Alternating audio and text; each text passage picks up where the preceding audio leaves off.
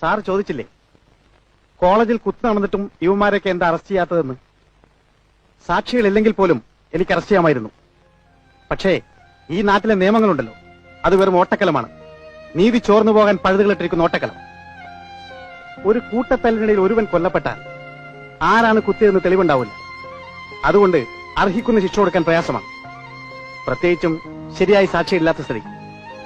Planned മർഡറിന് ശിക്ഷ എന്താണെന്നറിയാമോ? തൂക്കിക്കൊല്ലുക. ഈ നാട്ടിലെ 90% കൂട്ടത്തല്ലുകളും കൊലകളും പ്ലാൻഡാണ്. അതിലൊക്കെ പ്രതികളെ ശിക്ഷിക്കാൻ ഈ നാട്ടിലെ നിയമത്തിന് കഴിഞ്ഞിരുന്നുവെങ്കിൽ ഇവിടെ തൂക്കുമരങ്ങൾ തികയില്ലായിരുന്നു. എന്നിട്ട് വിമാനൊക്കെ പിടിച്ചകത്തിട്ട് വല്ല ചെയ്യാന്ന് കരുതിയാ ഇപ്പൊ കണ്ടില്ലേ, മോളിൽ നിന്നൊരു ഫോൺ വരും, വിട്ടേരെന്ന്.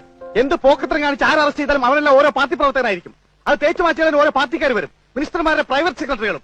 ഇവരുടെയൊക്കെ ചെരുപ്പ് നിൽക്കുന്ന പട്ടികൾ ഈ നാട്ടിൽ ചില പത്രക്കാര് അവരെന്നും പോലീസിന്റെ കഴിവില്ലായ്മ കൊണ്ടും അനാസ്ഥ കൊണ്ടാണ് കേസ് കഴിഞ്ഞത്. പിന്നെ ഇവിടുത്തെ പോലീസുകാരൻ ഈ നാട്ടിൽ എന്ത് ചിരക്കാനാ?